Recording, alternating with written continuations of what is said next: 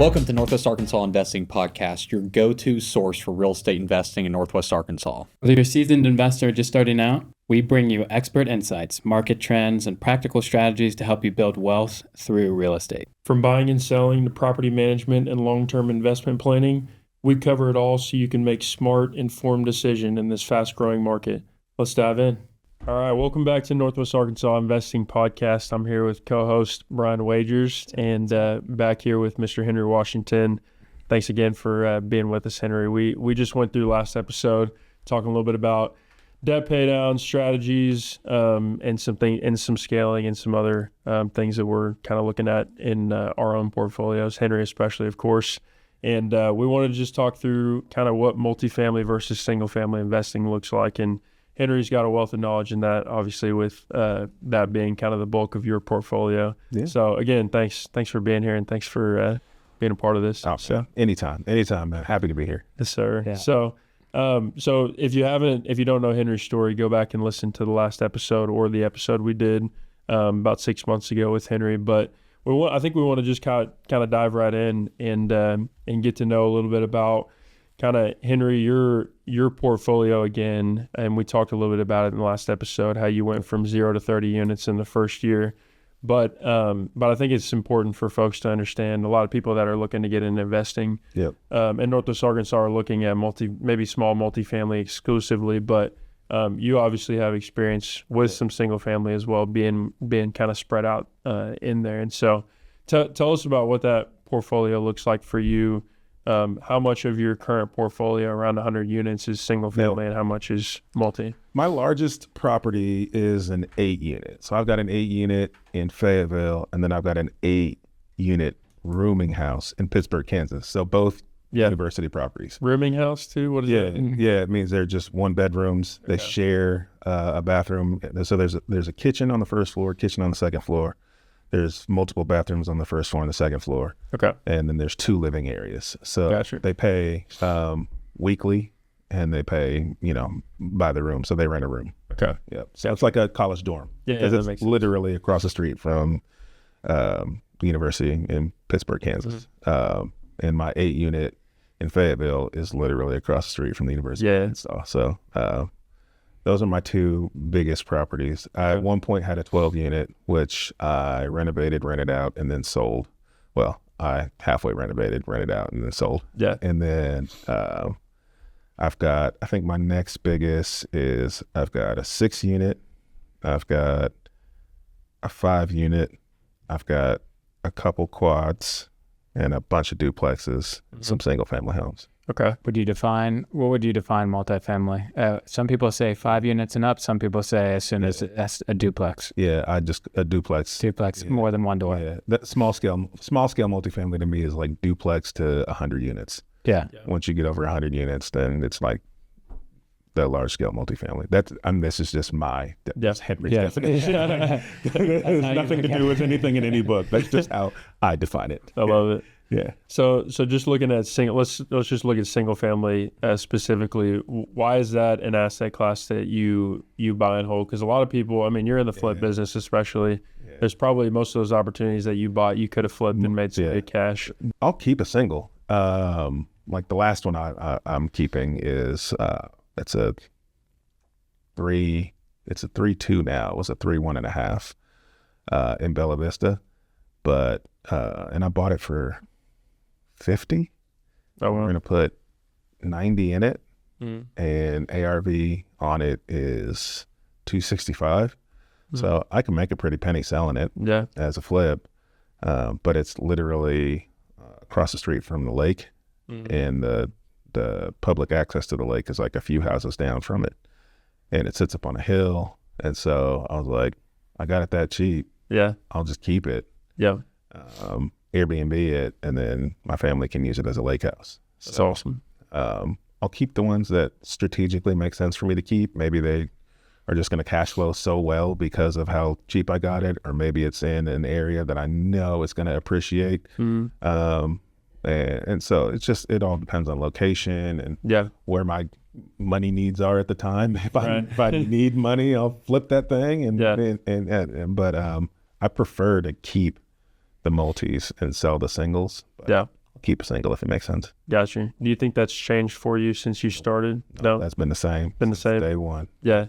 Why do you like single family as an, appreciation, loan pay down, depreciation? What do you say the main?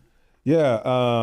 I like singles, cash flow wise, they don't kick out a ton of cash flow. But I like the safety of the asset class. I like, the main reason I like single family really doesn't have much to do with how much money they make. It's more to do with how I can serve the people in the community. I can be a lot more flexible with people in that single family to small multifamily asset class because it's just me.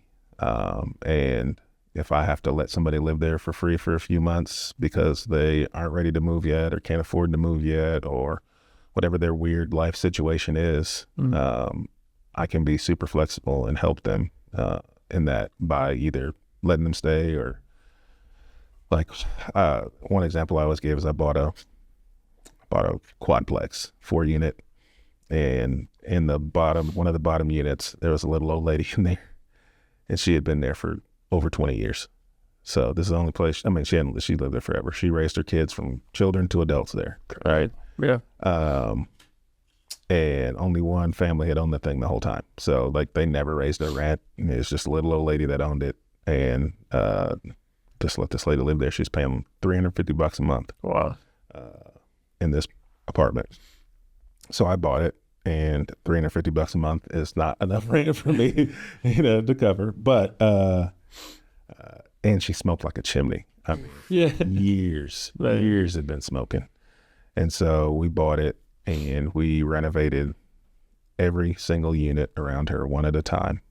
I never raised the rent. I didn't put her out. I let her stay there. And by the time we had finished everything else and we had got to her unit and we had to do it, we gave her 90 days to find a place to live. I hadn't looked for a place to live in 20 something years. She was paying $350 a month rent. You think she was just going to find something in a couple of weeks? Right. And then I got my property manager involved to help her find a place to live, and that's awesome. And we help her move. And so if I am buying, 100 unit, 200 unit multifamily building, I can't take 25% of the people and allow them to stay cheap rent and take their time finding a place to live, because I probably have investors who've put money into this deal and I have to get them a return, right? I can be much more flexible with the community and take care of people in a way that would be more challenging in a multifamily space. And I mean, that's just important to me. Yeah. So that's really the main reason why I tell people I like single and small multifamily, because it gives me the warm fuzzies. Yeah. I can help people. That's cool. The cool part about real estate is it doesn't matter which niche you pick, you'll make money. Yes. You just have to figure out what niche makes sense for you. So I don't stay in single and small multifamily because it's the most lucrative asset class. Yeah. I do it because it does help me hit my financial goals, and it helps me hit my I can sleep at night goals. Yeah, absolutely. Yeah. That's almost my counter argument. Exact argument for it for multifamily is there's less emotion involved in multifamily. You have you have another layer between you and when you're doing multifamily, it's built in the business model to have a good property manager. Your property will do better. Everyone will be doing better. So you have a layer between that little old lady, but you also have a layer between the guy who's a professional tenant, and he's trying to scam the system, and they're helping you screen those, or you have, there's also not good people out there too. Yeah, that you can, that's very true. That you can avoid with that. I have found those.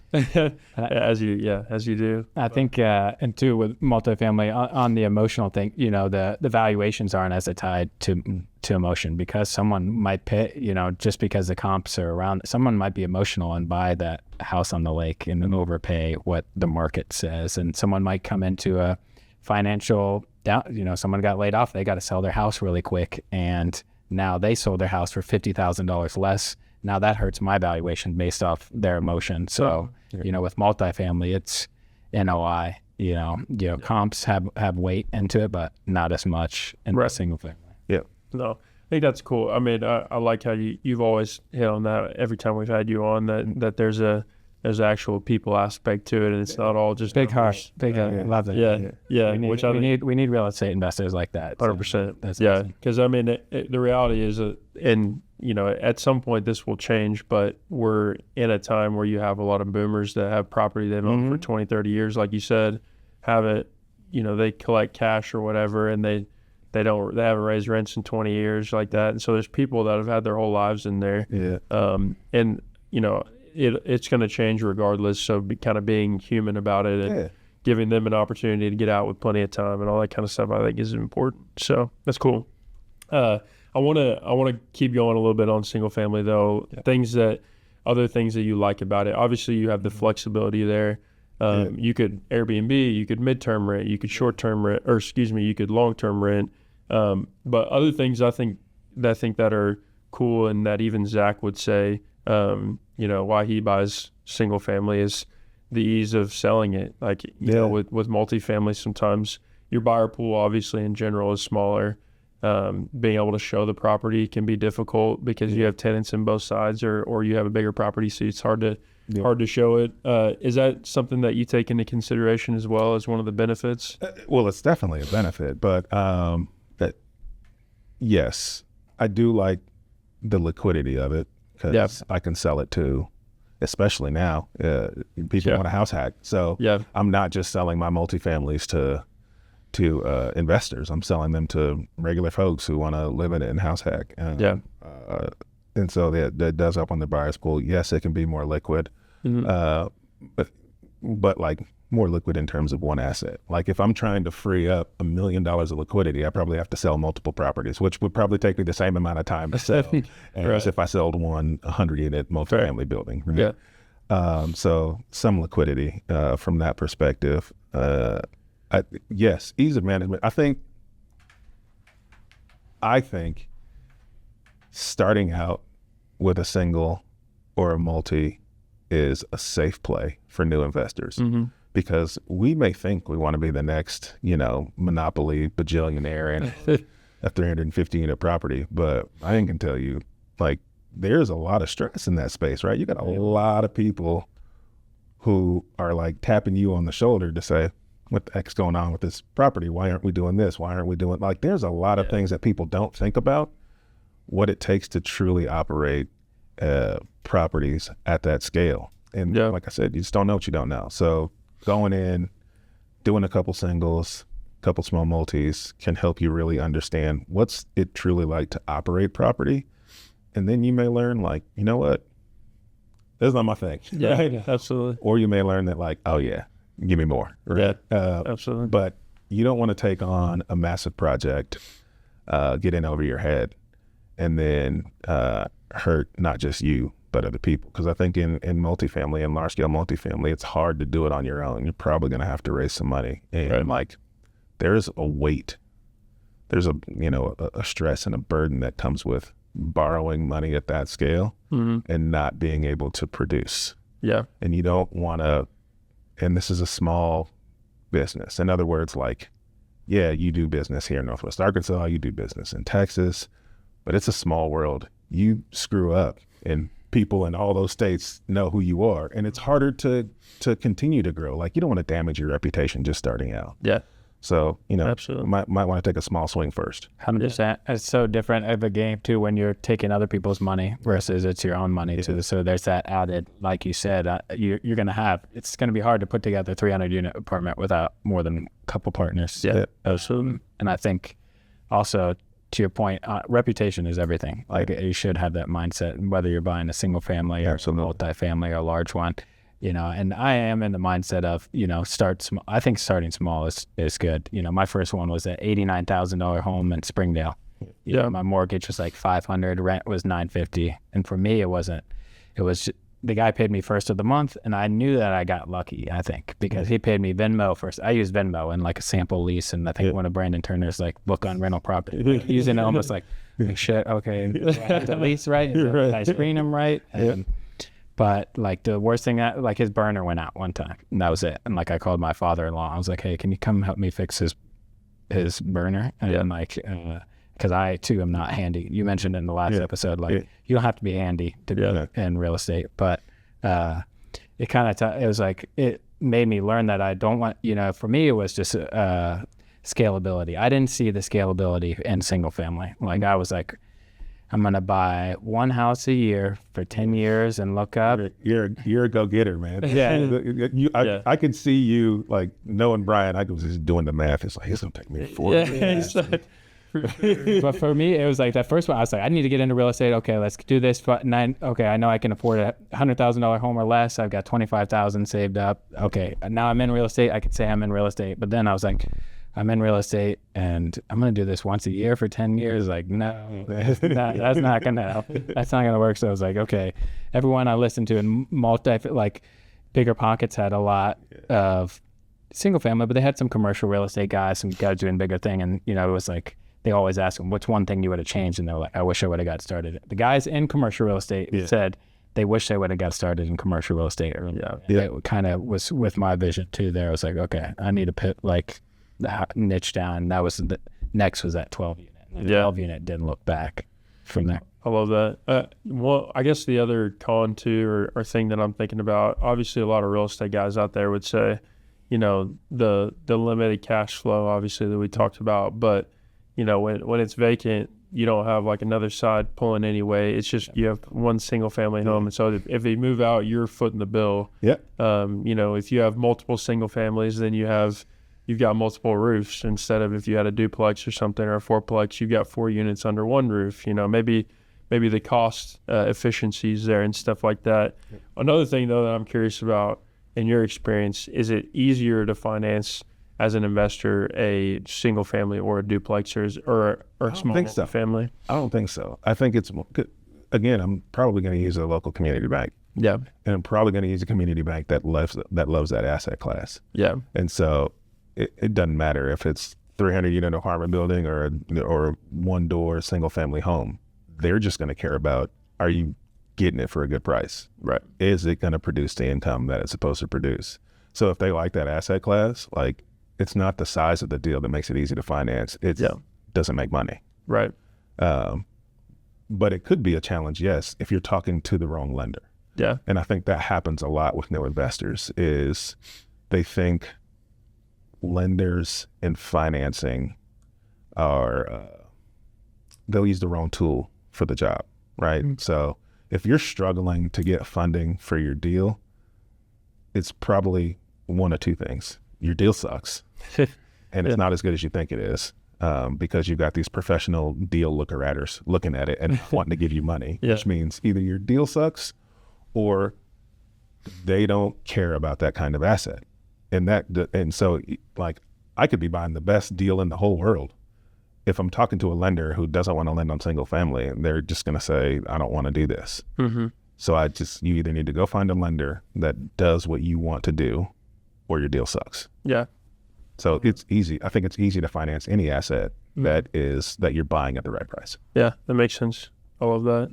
So kind of wrapping up single family there, I'd love to get into multifamily now. And obviously you've got a lot of experience in this as well, up to 8 units, as you said, is your biggest one down in Fayetteville. That's a great property. I drive by that one all the time. Yeah. But for you, most people, this is kind of the holy grail, and this is what they want to get into. Yeah. Maybe not. Maybe they don't have any interest in single family at all. Yeah. What do you see as the biggest benefits in owning multifamily over single family?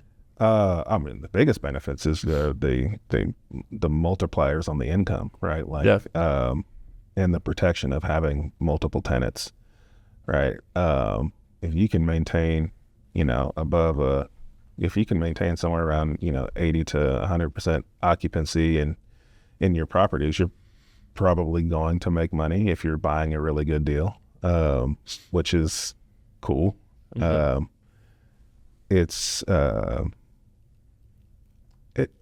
People get into real estate because they want passive income, right? And then they realize that being a landlord isn't really passive. Yeah. But if you are in more of a large scale multifamily space, it's more passive than the single family space.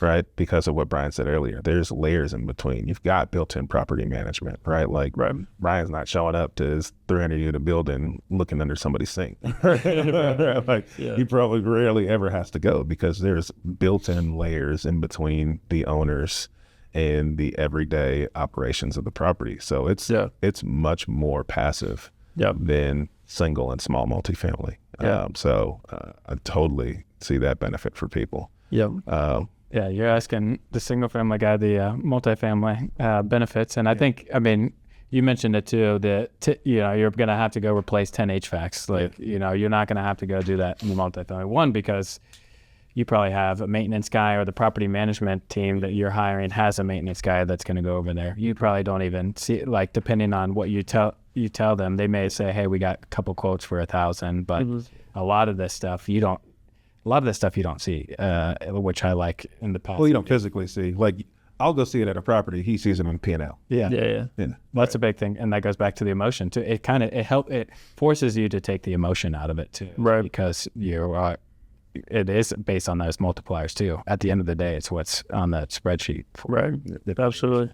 And then just kind of going back to the cash flow potential too. Cold, heartless multifamily. Exactly. Guys. Exactly. Doesn't make money. Get them out of here. There you get it. Exactly. Hey, there's good causes I can support. I don't need to be there. Don't need to be the charity. That's funny. No, I think a lot of what guys will talk about out there is the benefits of multifamily 2+ units is the more units you have, let's say a 4-plex, if you're raising the 4-plex, each unit 50 units, there's $200 more a month, and you've now created this much more in value. The multiplier is beautiful. Yeah, and a lot of times too, I mean, tell me if I'm wrong or where this kind of flips over, but in a lot of commercial, all commercial really is based off of net operating income. Yeah. Whereas, even 2 to 4 units is not, I wouldn't say as much, the sale price isn't necessarily as dictated on the net operating income. Would you say that's the truth, or? Around here for sure. Like that's something you'll learn too, is every market is different.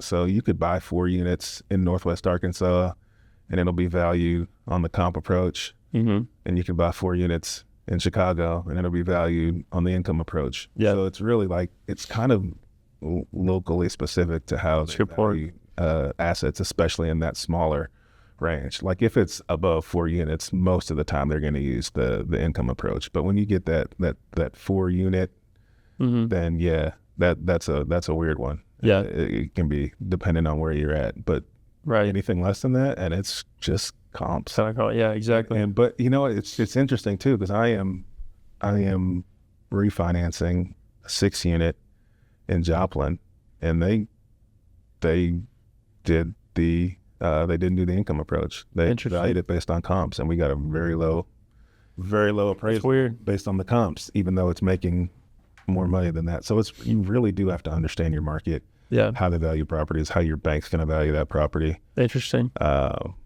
Would you say that that's more bank specific, or you think banks in that area in general would do it the same way? Yeah, it's bank specific because they're the ones that are going to give you the money. Yeah. So they're going to dictate how they want to value the property. That's fair. Yeah. I like the way you can capitalize multifamily too. You can have it's a lot built to have the investor partner and then the quarterback, the guy who's putting the deal together, is managing the property manager, and then you have just the investor partner. And you can do that too with single family. But I like that model is built to capitalize with the true investor partner and the true operator. Yeah, that makes sense. And what you'll see in multifamily a lot of times, especially commercial, based on the income approach, really, Brian, your job is to buy properties at a good deal, create more value through raising their income, whether that's renovating units or creating other sources of income. And now you've created this new value where you will exit in 3 to 5 years or more. That's what that looks like from the 100%. And that could be just operating it better. It could be from a mom and pop that hasn't raised rents, or maybe they have really high expenses. Maybe they have their own management company and they're spiking expenses. So sometimes a lot of the common thing is value add is I'm going to fix up the exterior and fix up the interior and raise the rent, which is a great business plan. But sometimes you can run it better than the next person. If you're looking at the comparable rents and you're looking at the comparable expenses and vacancy and seeing how they're taking it and it's completely mismanaged. So Yeah. I think that's a big part of the business plan too.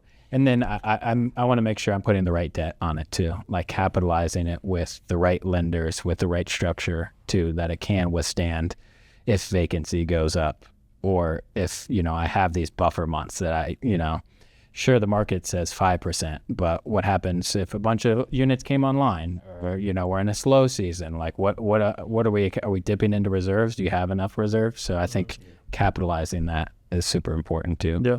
And part of the business plan. That makes sense.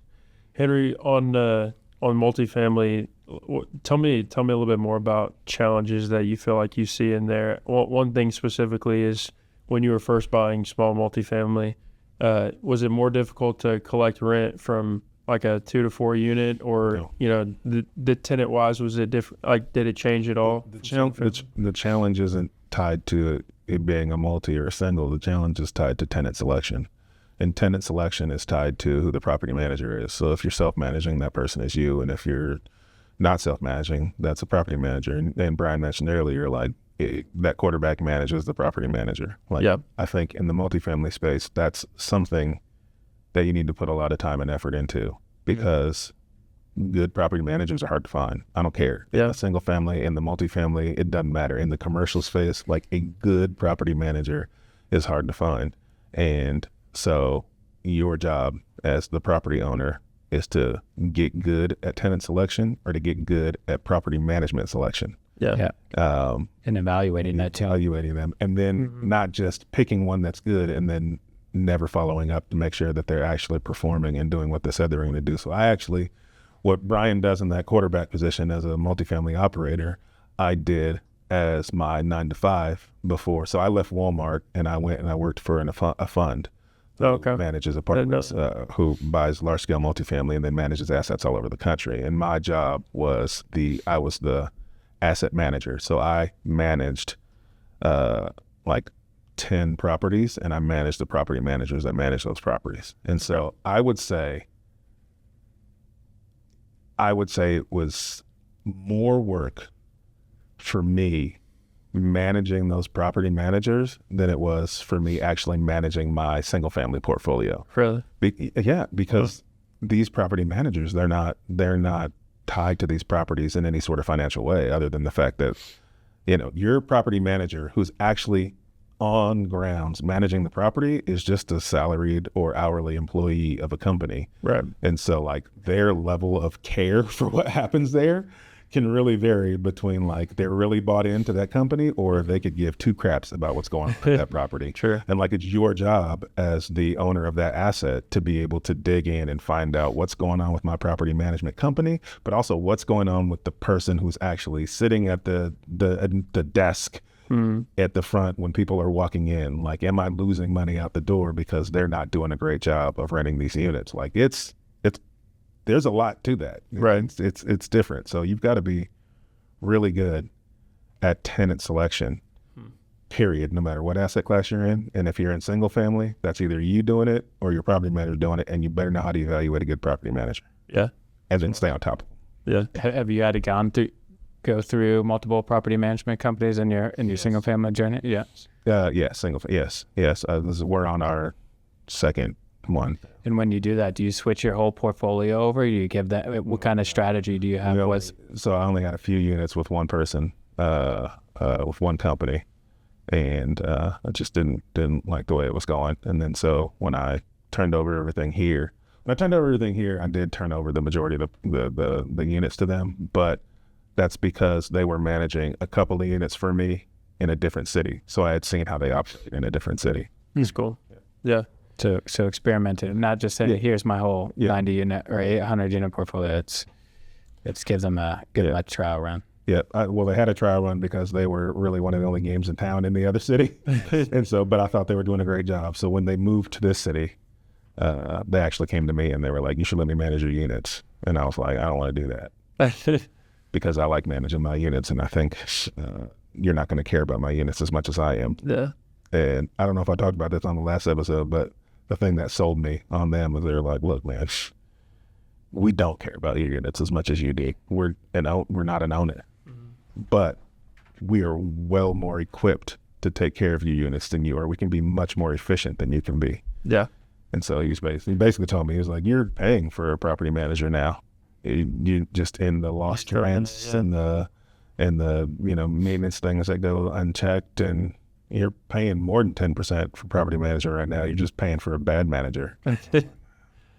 Say, dang, It's a good property manager, and that's the perfect way to put it. Yeah. Yeah. That's like anything, like, you get a good CPA, they're worth their weight in gold. You get a good attorney, you get a good property manager, they're worth that. You get a good broker, they're worth that commission, so. Yeah.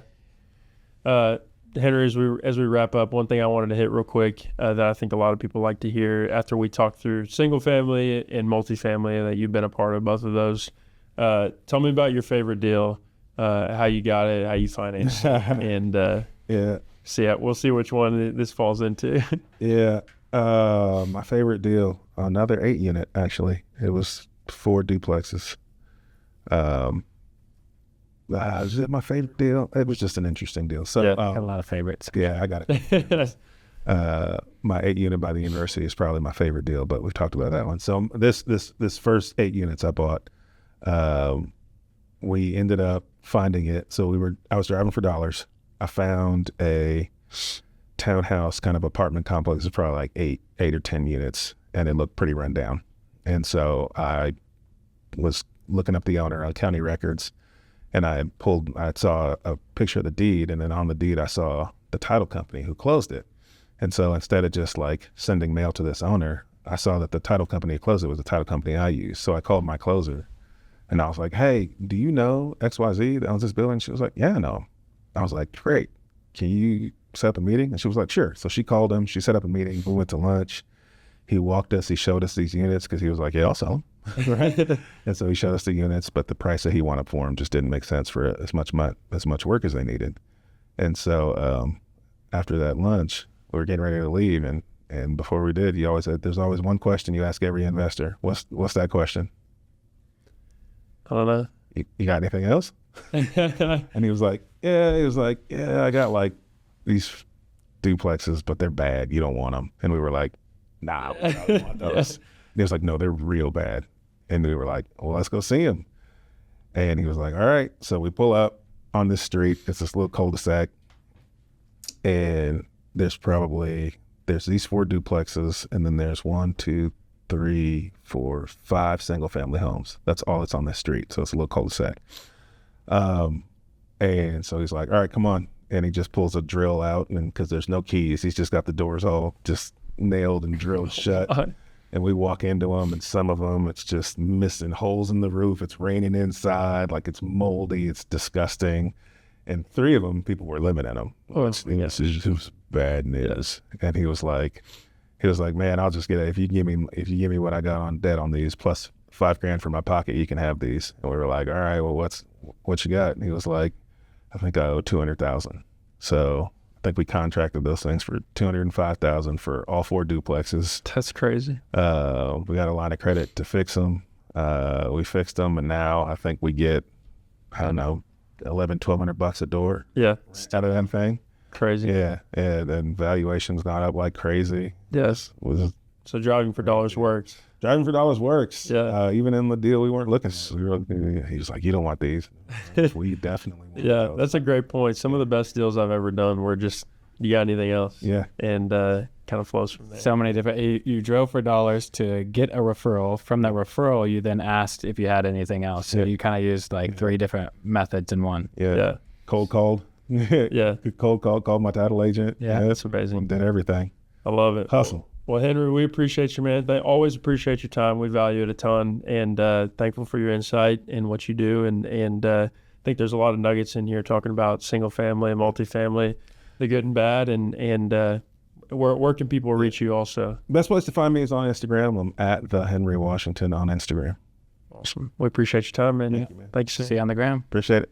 So our next sponsorship is 1440 Photography. 1440 Photography is a local company here. I love getting local companies to sponsor this podcast. They're local. They do great service, and personally, I can speak that they do a great job on mine and my clients' stuff. If you're an investor or agent in Northwest Arkansas, you need 1440 Real Estate Media in your corner. They're not just photographers. They're real estate market experts, and it's the only thing they do. MLS photos, drone, video, Matterport, whatever your listing needs, they've got it. Everything is a la carte, and it's totally customizable. And here's the best part. Just book online whenever works for you. They confirm and show up ready to go. Fast, easy, done. Where quality meets speed. Book now at 1440photography.com. Our next sponsor is Advantage Title and Escrow. They're a local company. They do great work. Specifically, Kayla Phillips. I can speak personally on this sponsor because I use Kayla for all of my transactions.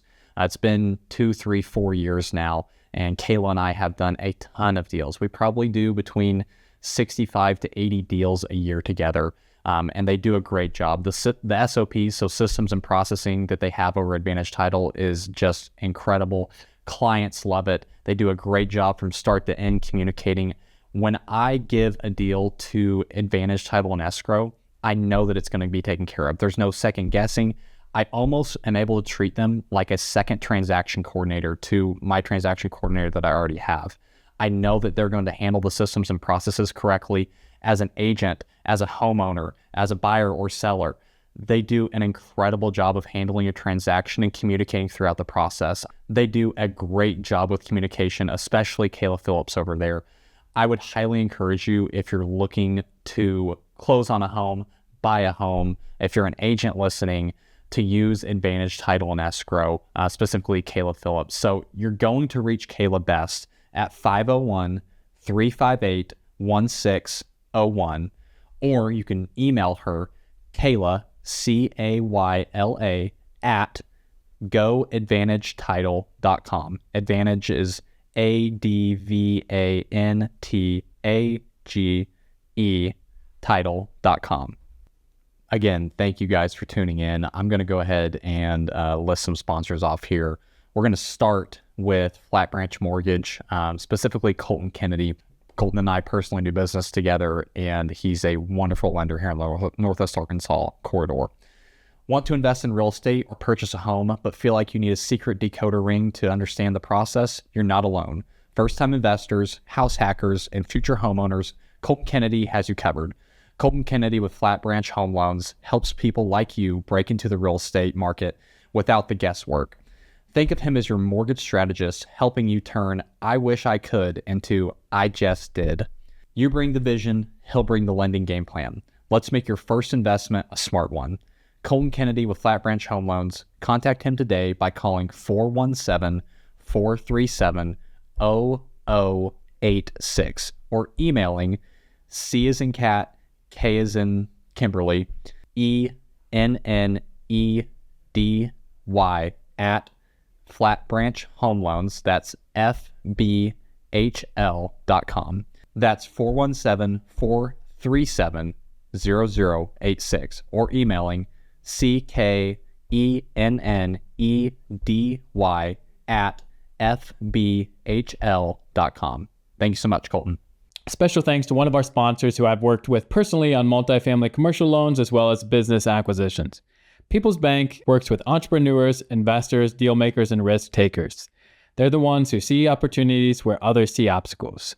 Whether it's a vacant lot with a plan for a thriving business or making an old space new, they work with creators who think big and are not satisfied with the status quo.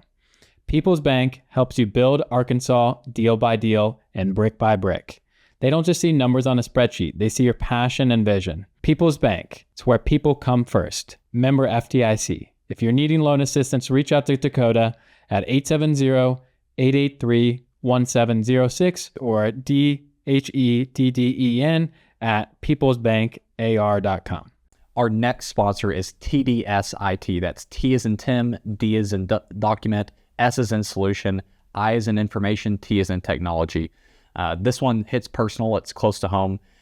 My dad, Tim Stanley, runs TDS IT, and he decided to sponsor our podcast. So I can speak from personal experience. I've been able to work for my dad in the past as well. And they're a great solution for business technology. If you're a local business owner or even out of state, if you're running a business, need printers, need information IT services, if you need phones, scanners, printers, all the way up to, you're printing books to, hey, we just need something in the office. TDS IT is that spot.